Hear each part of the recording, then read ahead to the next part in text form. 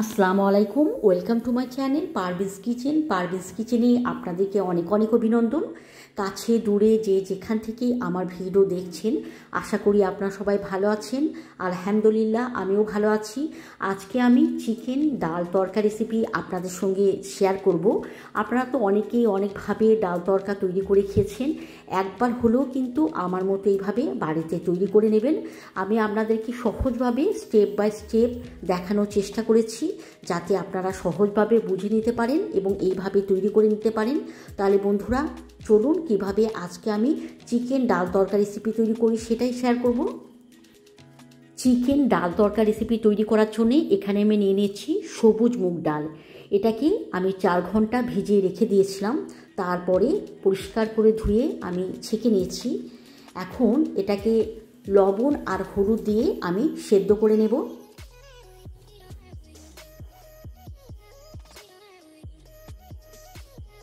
লবণ আর হলুদ দিয়ে আমি ডাল সেদ্ধ করে নিয়েছি, আর কতটা সুন্দরভাবে সেদ্ধ হয়েছে আপনারা দেখলেই বুঝতে পারবেন।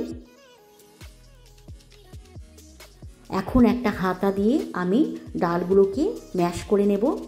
এইভাবে ডালগুলো ম্যাশ করে নিলে পারে কিন্তু ডাল তড়কা খুবই সুন্দর লাগে খেতে।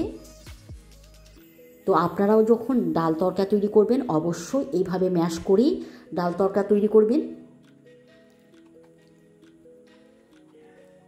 খুব ভালোভাবে এটা তৈরি হয়ে গেছে। এটাকে এখন আমি সাইডে রেখে দেবো, আর আমি নিয়ে নেব চিকেন।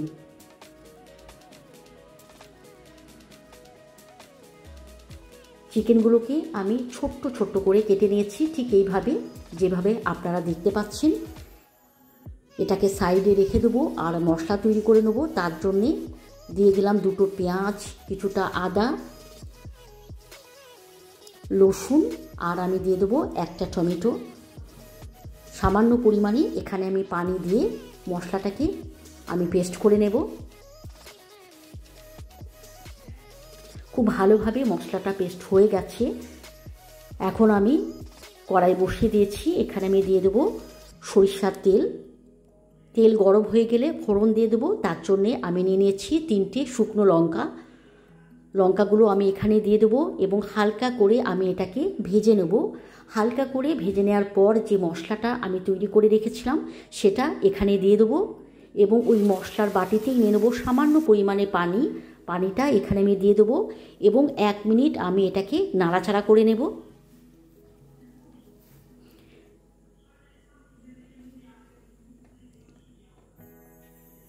এক মিনিট নাড়াচাড়া করার পর এখানে আমি সমস্ত মশলা একে একে দিয়ে দেবো।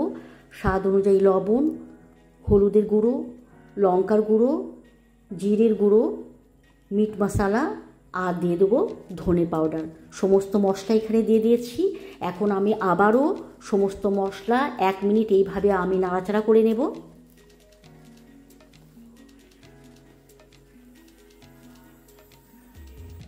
মশলাটা কিন্তু খুব ভালোভাবে কষানো হয়ে গেছে। এখন যে চিকেনটাকে আমি ছোট ছোট করে কেটে রেখেছিলাম, সেই চিকেনটা আমি এখানে দিয়ে দেবো এবং সমস্ত মশলার সঙ্গে আমি খুব ভালো করে কষিয়ে নেব।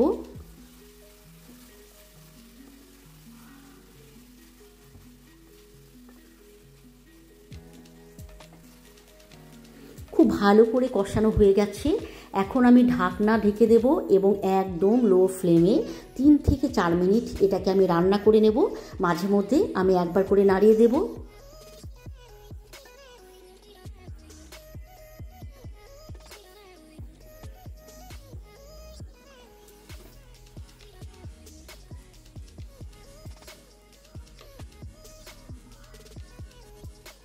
তিন থেকে 4 মিনিট রান্নার পর চিকেনটা কিন্তু অনেকটাই হয়ে গেছে। আর চিকেন কিন্তু হতে খুব একটা সময় লাগে না, অল্প সময়ের মধ্যেই চিকেন কিন্তু সেদ্ধ হয়ে যায়। এখন আমি এখানে দিয়ে দেবো পানি।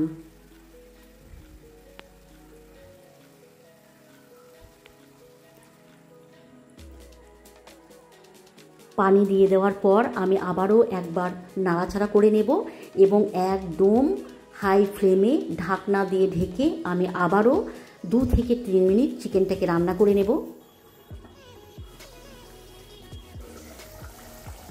চিকেনটা কিন্তু পুরোপুরি তৈরি হয়ে গেছে, আপনারা দেখলেই বুঝতে পারবেন।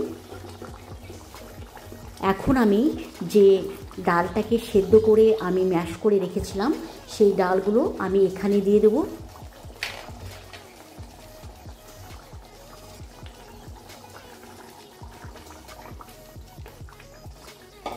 এবং চিকেনের সঙ্গে আমি খুব ভালো করে মিশিয়ে নেব।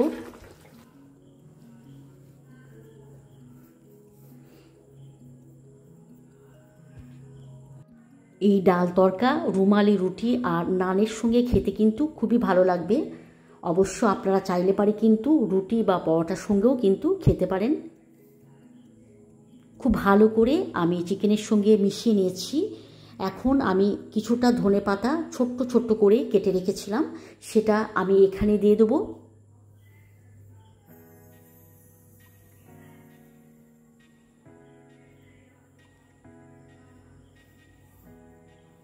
আর স্বাদটাকে বাড়াবার জন্য দিয়ে দিলাম চিনি। এটা অবশ্যই দেবেন, তাহলে কিন্তু ডাল তরকার স্বাদটা অনেকটাই বাড়িয়ে দেয়। আর আমি দিয়ে দেবো 1 চামচ ঘি।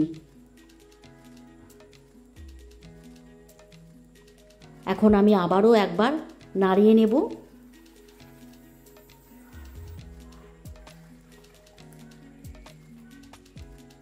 এবং ঢাকনা দিয়ে ঢেকে একদম লো ফ্লেমে জাস্ট 1 মিনিট এটাকে আমি রান্না করে নেব, তাহলেই তৈরি হয়ে যাবে আজকে আমার চিকেন ডাল তরকা রেসিপি।